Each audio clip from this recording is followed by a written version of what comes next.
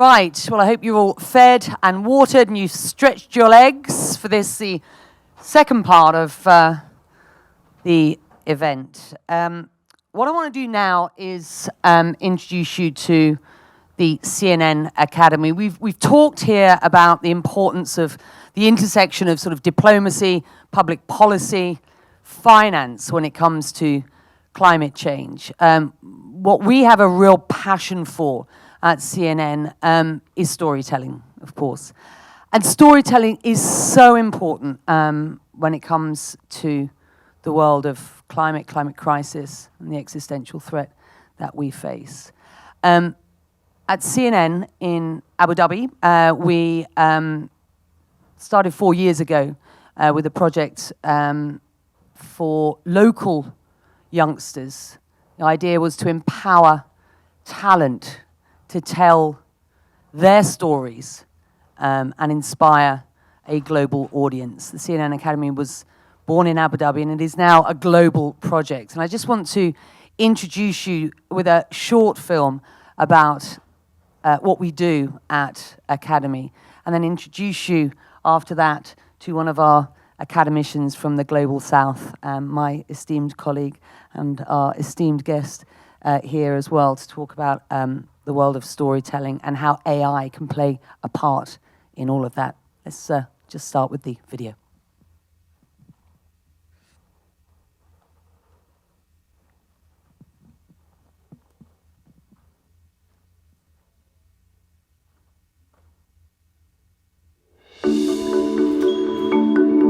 CNN Academy came to being around 2020, where CNN decided to put all its education, training initiatives under the banner of CNN Academy. It was rooted and born right here in Abu Dhabi. The CNN Academy is great because it brings people together that are sometimes working journalists, sometimes just students. They can learn from each other and learn from us in how to be better journalists. And thanks to generous funding from the Rockefeller Foundation, we were able to go out and open this opportunity to storytellers from across the global South. So the first week is an intensive week, really understanding how CNN works through access to an online hub and to many of CNN's best journalists and staff around the world.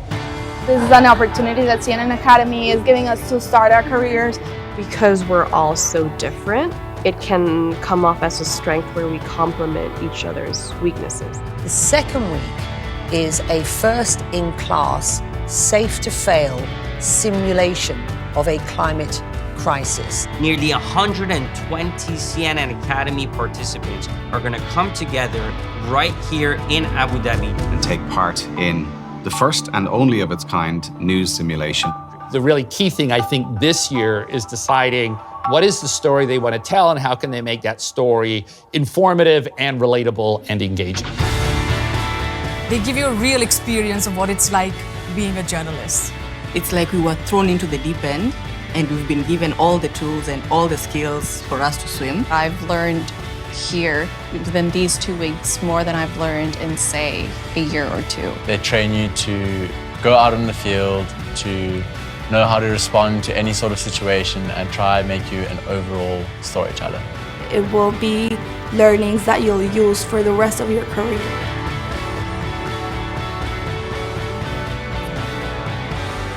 Well, tackling the immense challenges of climate crisis takes powerful storytelling. As my colleague Bill Weir here says in his new book, Life as We Know It, we must, and I quote you here, Bill, use the proper language, the word choice around this existential threat. Bill, of course, is not only our chief climate storyteller, he's also a brilliant mentor to the young climate storytellers that we've been empowering at CNN Academy in partnership with the Rockefeller Foundation. So, Bill, the floor is yours. The time is yours. Thank you, Becky. Thank you so much. Thank you all for being here.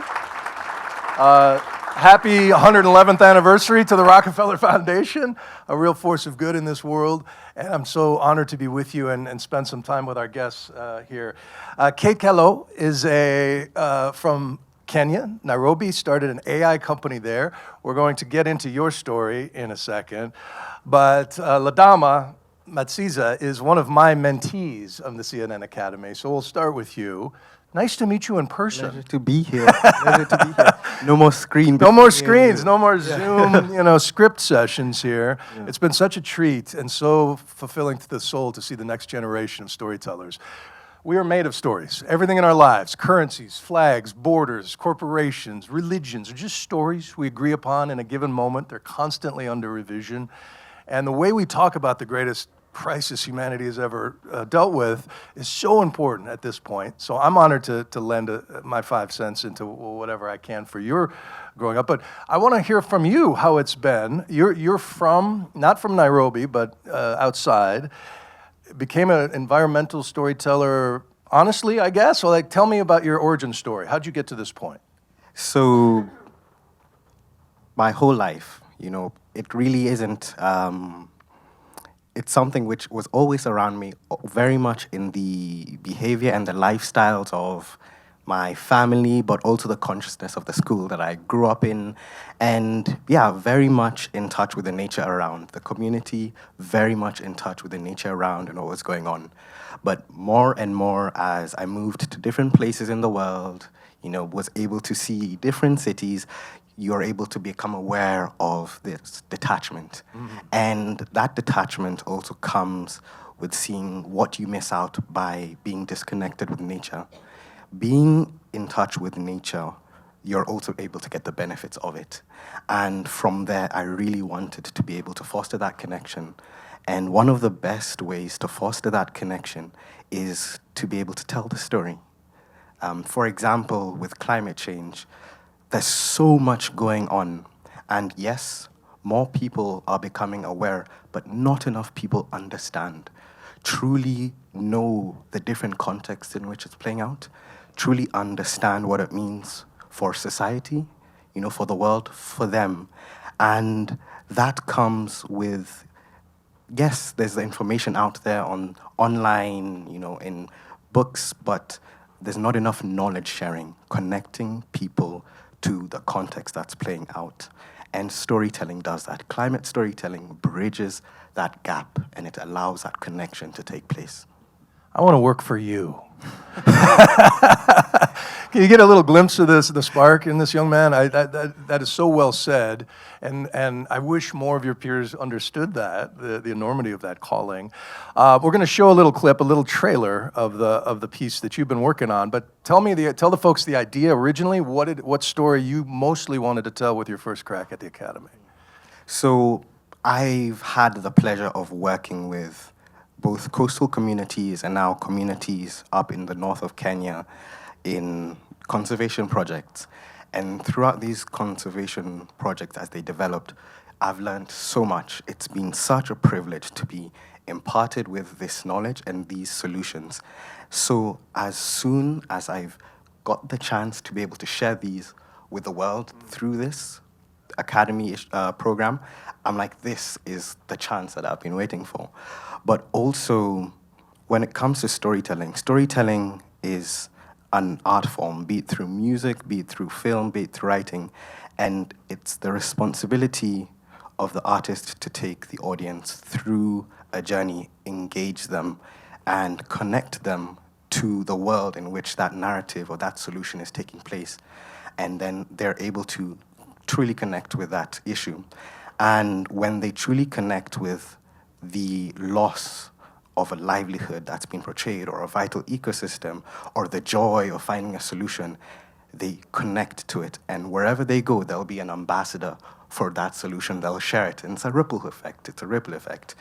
And so that's what I wanted to do. I really wanted to be able to create this ripple effect and share these solutions, of which there are many from the ground up, which are game-changing solutions, with the rest of the world. And essentially, to be able to bring people in, you need to move them. You need to be able to captivate them. And, what does movement mean? It means action, because you're not just going to stand still while something is truly bothering you. You're going to want to get up and do something about it. So through these solutions and through bringing people in and getting them to feel, hopefully they'll be able to take action and, truly be able to drive and catalyze action. So storytelling is so powerful. There is a little part of your brain, it's the shape of a seahorse, called the hippocampus. And that is where memories are forged, when illumination and emotion come together. When you realize that turn in the movie that, oh my gosh, Darth Vader's his father, that's why you remember these stories forever. You make that cognition, and that is the challenge of a storyteller, is to make people care about something about a place that they will never visit. So let me give you a little sample of Ladama's work here. This is his CNN Academy entry, a little teaser trailer.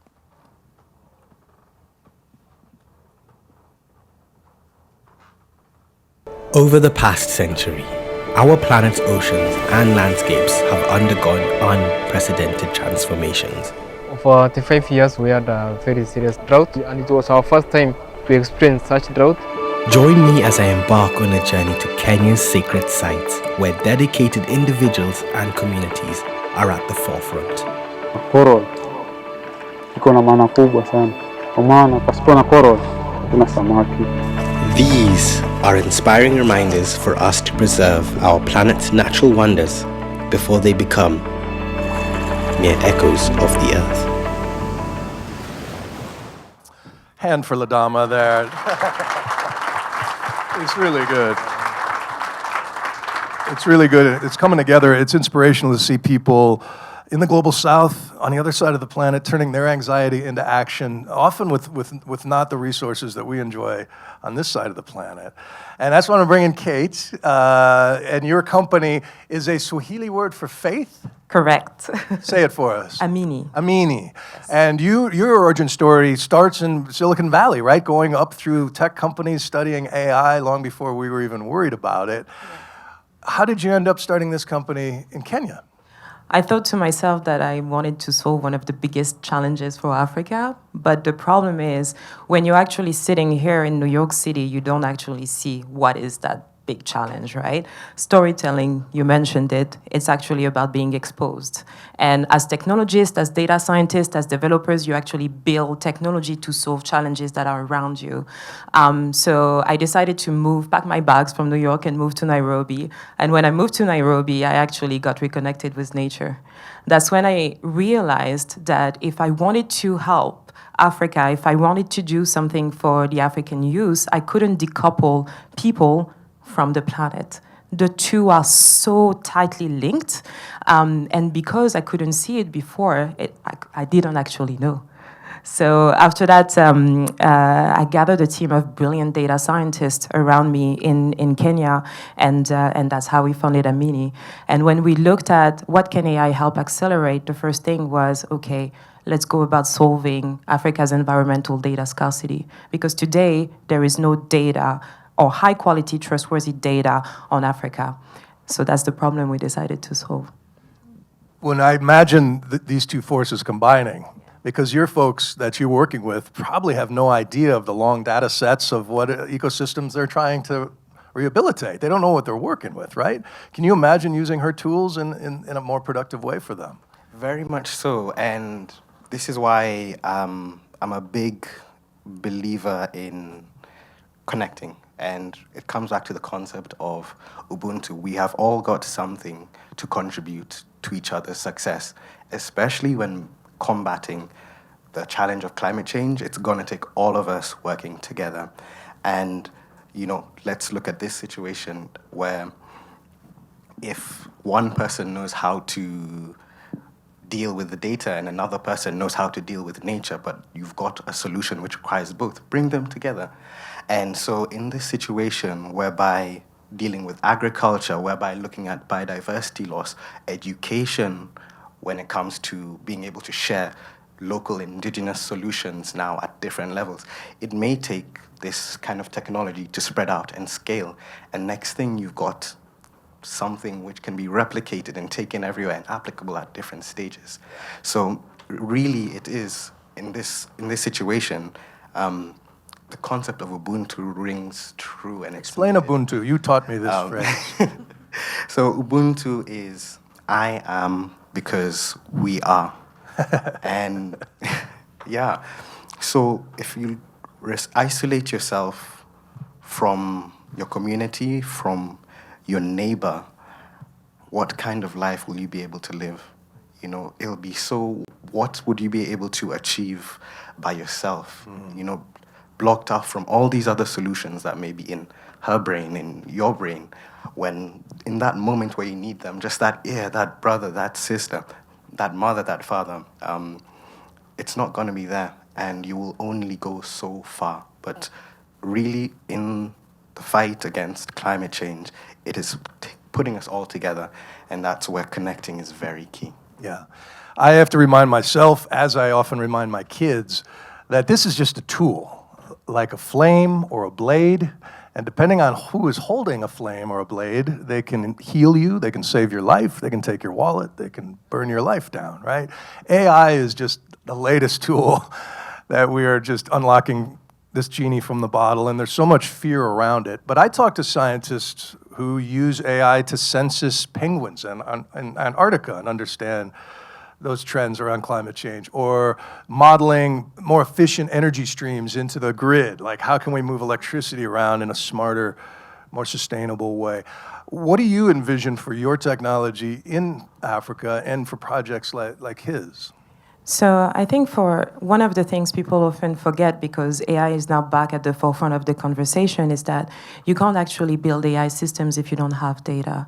And today we talked about Africa as the most data scarce continent, and that data scarcity is affecting the population, is affecting nature, and you can't actually build solutions if you don't have that data. So for us, we decided to solve that data scarcity. And if you look at the power of data and how data can transform communities and empower and accelerate economic transformation, if you generate data at a farm level, let's say you look at the health of the crop, the health of the soil, that same data can be used by an insurance company to design better insurance product, crop insurance product adapted to farmers in specific regions. That same data goes to a banks to unlock microfinances for those farmers. That same data goes to a government aggregated at a country level to better food security and enhance climate resilience. But ultimately, data is information. So that same data has to go back in the hands of the people, in this case the farmers, because they will be the first one to make a decision based on that information, and that decision can influence the entire value chain. So now imagine a world where the data scarcity has been solved, and you have hundreds of thousands, if not millions, of data scientists who are building solutions that are adapted to their communities, to their countries, whether it's oceans-based solutions, whether it's these are solutions to solve for deforestation in certain parts of the continent. So really for us, if we go about solving that data scarcity, that will give the baseline infrastructure, the baseline tools that others will be able to use to build upon to really support their communities. I remember doing stories at my ABC News days 15 years ago in India, talking about, wow, wouldn't it be amazing if these folks could leapfrog landlines and each farmer would have, crop prices in his hand, and that happened. That happened in India. How do you imagine you gathering this? Is it satellites that you gathered most of your data, and how do you distribute it to the folks who are working, on the ground level in Ladama's neighborhood? So we're using a combination of multiple data types. You can't just use satellite because that's the reality of the sky. The reality of the ground is much different. So you have to use multiple perspective per se, so multiple technological inputs and multiple data inputs. You also have to use data that the community have. A lot of our continent is still analog. You have to start digitizing those data that has never been digitized before. We tend to forget that, yes, AI right now is big and making a lot of advancements, but you still have 2.6 billion people unconnected in the world. And 2.6 billion people unconnected means that they are not represented. That means that the data doesn't exist on them. That means that they're invisible. So how do we go about making them visible? We've been working with communities, with cooperatives. We started with agriculture because 60% of my engineers, their families are farming families. So that's what they knew. But we're now thinking about expanding beyond oceans. We'll come see you soon. We'll come see you soon. But it's all about being exposed, but also being in touch with those communities, understanding the challenges they're facing. You might actually realize that a lot of those communities have been collecting data, but they don't know what to do about it. Can we take it and enhance it, clean it, and redistribute it in their hands in a way that's digestible, invisible, and usable for them? And talk about enfranchising someone, a farmer in one of these places, that finally there's a place for all those records you've been keeping, in longhand. Like, that is so valuable to us, and we can help a better tomorrow for everybody. Ladam, I'll give you the final thoughts here. The idea that your story, once it's complete, it may air on CNN. I'm not sure how we're going to decide that. But this is also an incredible distribution tool. So people are going to see your story, hopefully on social channels, in different places. Is this your career? Are you going to be me one day and do this for a living? I thought that was the plan. I hope so. But storytelling, it really is a powerful way to rally people behind action. It is a powerful way to break barriers between people who may think they're different.